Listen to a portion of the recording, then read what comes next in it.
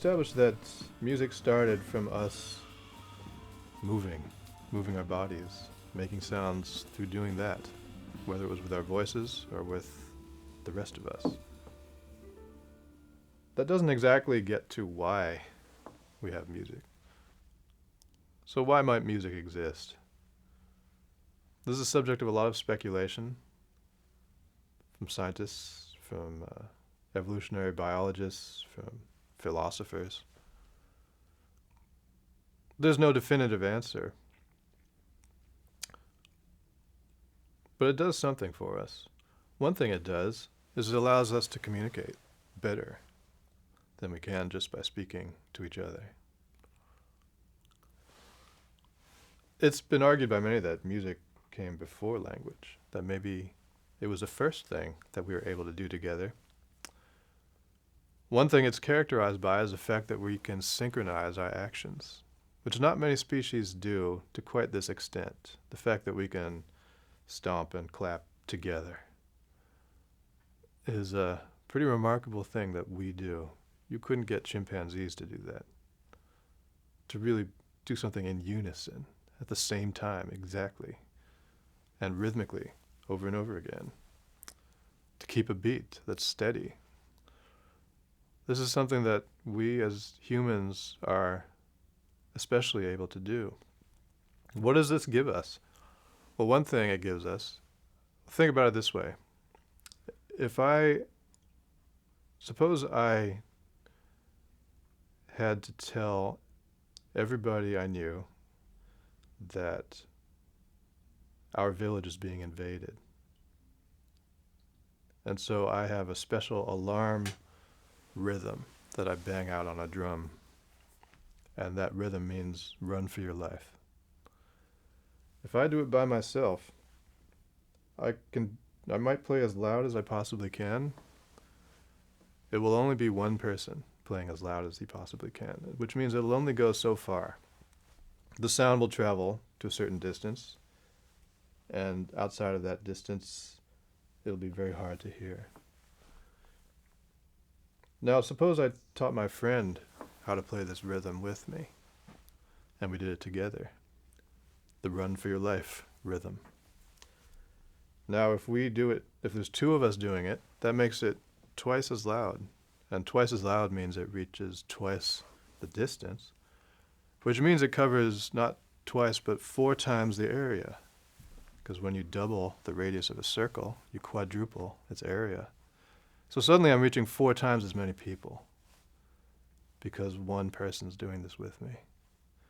Let's add another person. Now it's 3 people playing the rhythm that says, run for your life. So how much farther do we get? How many more people do we get? So maybe it's 3 times as loud, 3 times as far, 9 times as many people. That's a lot. It's a lot more people. So if my village is 1,000 people, maybe by myself I reached 100 of them. But maybe all 3 of us reached almost all of them. How about that? So that seems like a pretty convincing argument that one thing that music helps us do, by music I mean these abilities we have to coordinate our actions, to hear each other, and to interact. Music seems to give us some kind of evolutionary benefit of being able to communicate on a large scale. That's what we do when we play a concert. We reach 20 or 30 or 100 or 1,000 or 10,000 people at once. That's a special thing that we can do.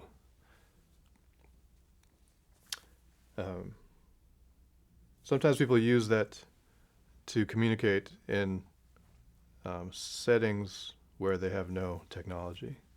If you've seen some of the protest movements around the world in recent years, sometimes they're documented on YouTube, like the Occupy Wall Street movement or the Tahrir Square movement. Often they would use a technique of some people call it the human microphone.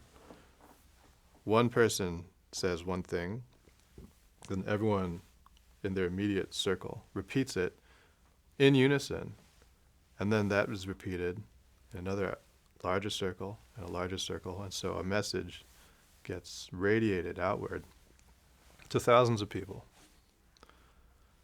So that's a pretty remarkable skill that we have, to be able to do that. Just because we can speak in unison or chant in unison.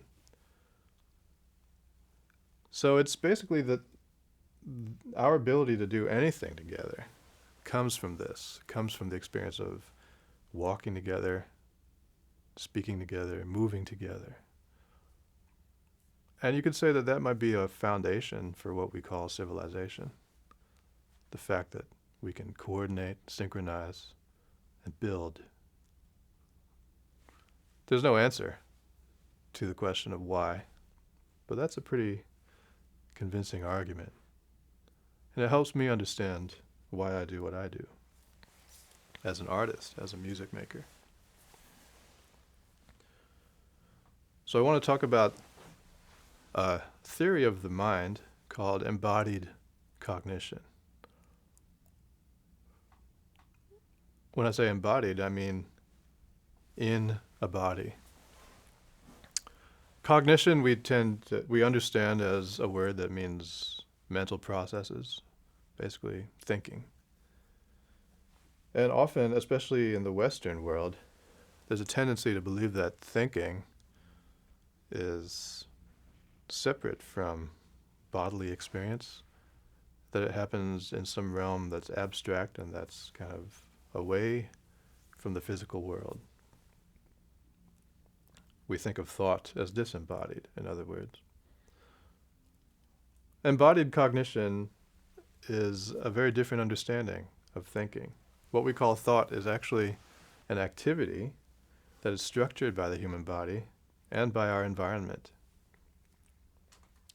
So what we call cognition or thinking depends on the experiences we have in our bodies. That means our sensing and our actions in relation to the world around us, your physical and cultural environment, the people around you, the space you're in, the objects around you.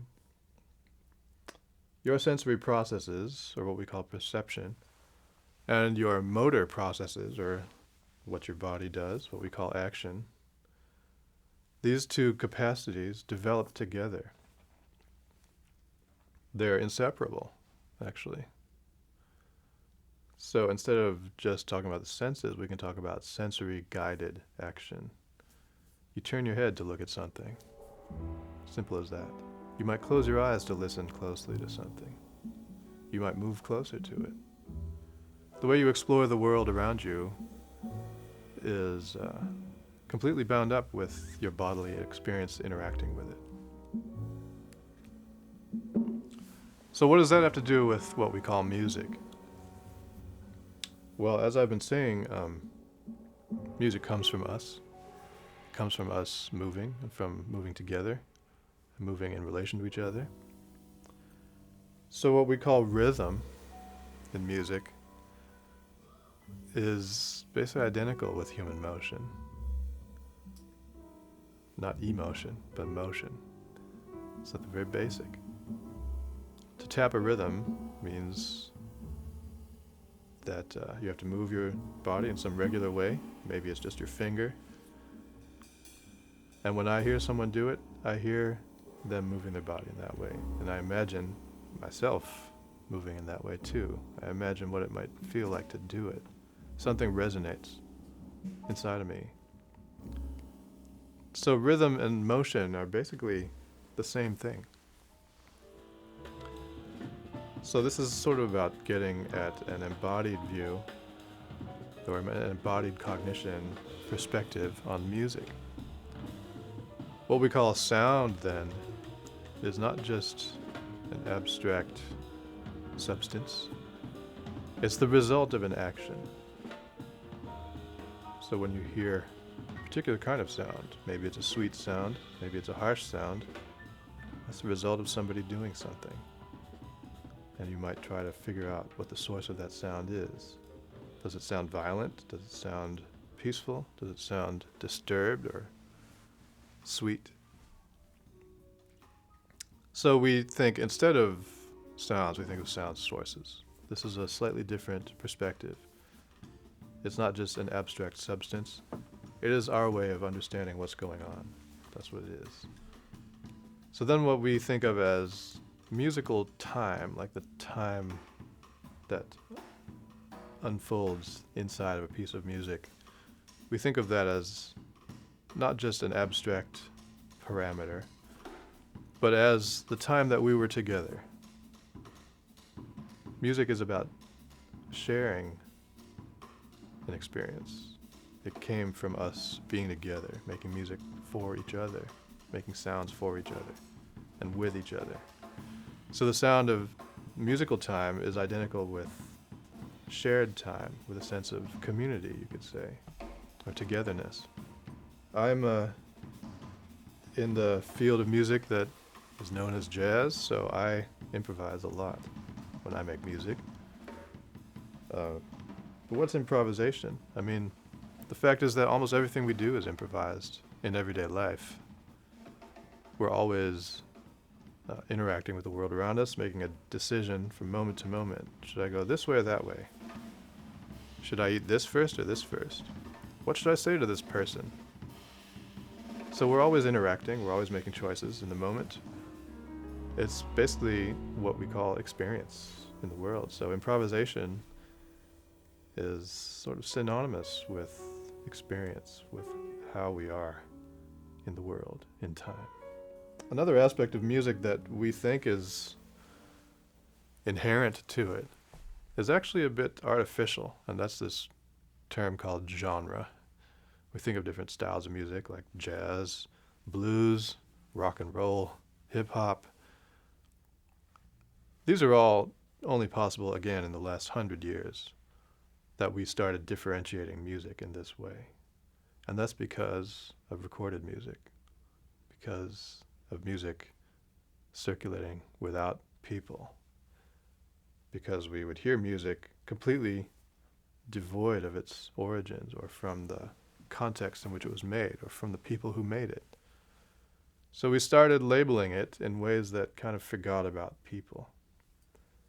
But if you really think about it, what a genre is a community of people who share a certain sensibility about making and listening to music. That's all it is. So instead of genre, I like to think about musical communities. That's what music always was. It was what we made together in the context of community. When you think about community, you realize that it's an open idea. It's porous. People can come in and out. We can embrace other communities. We can move across communities. Communities can merge. And so music can reflect that as the world changes, or as the people around you transform, or maybe as more people come to you from elsewhere, then the music that is made in your community might reflect that new influx of perspectives and ideas.